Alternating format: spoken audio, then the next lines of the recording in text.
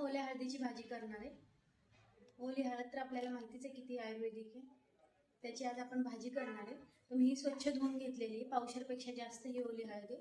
आता आपण ही स्वच्छ करून घेऊ।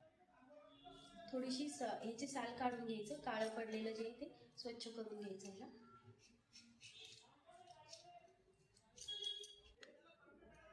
याचं वरचं सगळं जे काळं आहे ते काढून घेणार आहे आणि नंतर हे किसायचे, आपल्याला किसून घ्यायचे हे पूर्ण। हळद आपली स्वच्छ करून झालेली आहे, आता आपण हे किसून घेऊ।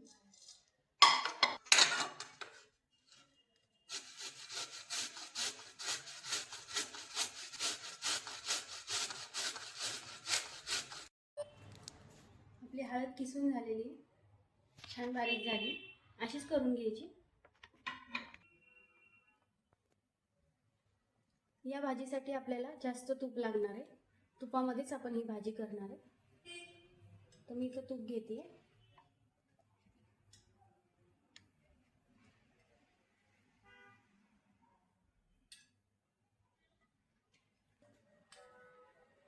एक 6 चमचे तूप घेतलेलं आहे मी इथं, 5 ते 6 चमचे तुपामध्येच टाकायचे। 1 चमचा जिरे,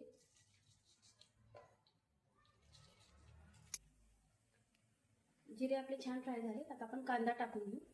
हा एक मोठा कांदा मी बारीक चिरून घेतलेला आहे।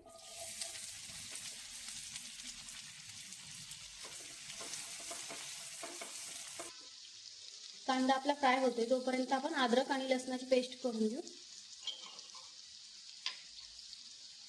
एक मोठी गड्डी सोलून घेतलेली लसणाची आणि हे 2 इंच आलं बारीक काप केले त्याचे। कांदा आपला थोडा फ्राय झालेला आहे, आता त्यात आपण काजू टाकून घेऊ।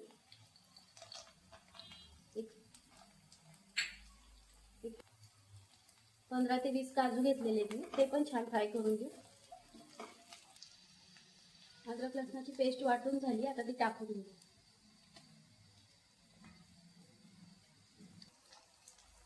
छान परतून घ्यायचं।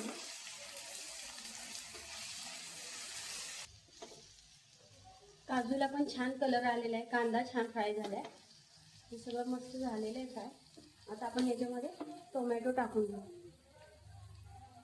एक टोमॅटो आहे बारीक चिरून घेतलेला, आता हा टाकून घेऊया।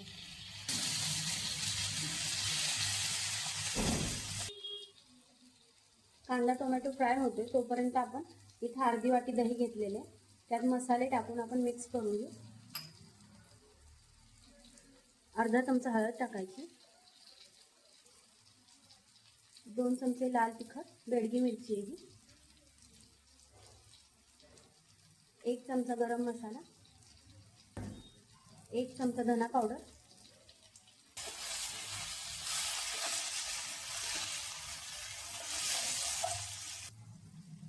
हे छान फेटून घ्यायचं दह्यामध्ये।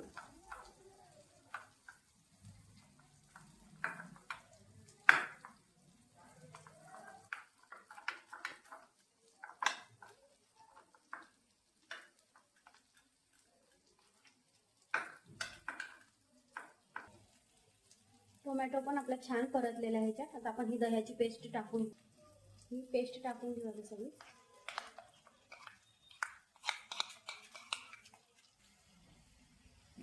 हे पण छान परतून घेऊ दही टाकून।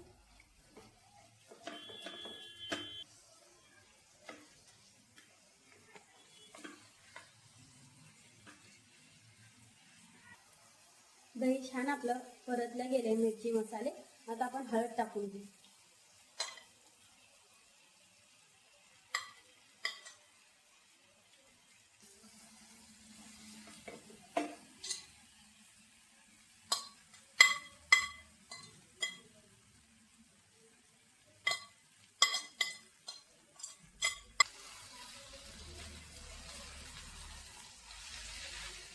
हळद टाकून छान परतून घ्यायचं।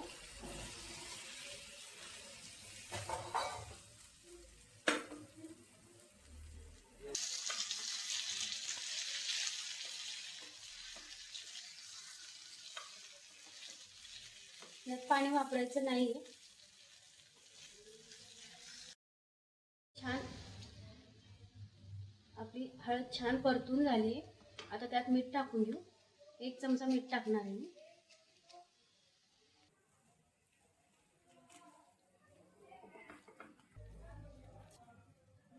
बारीक गॅसवर आपण आता ही शिजवून घेऊ, पण अधूनमधून हिला परतत राहायचं म्हणजे खाली लागू नये म्हणून.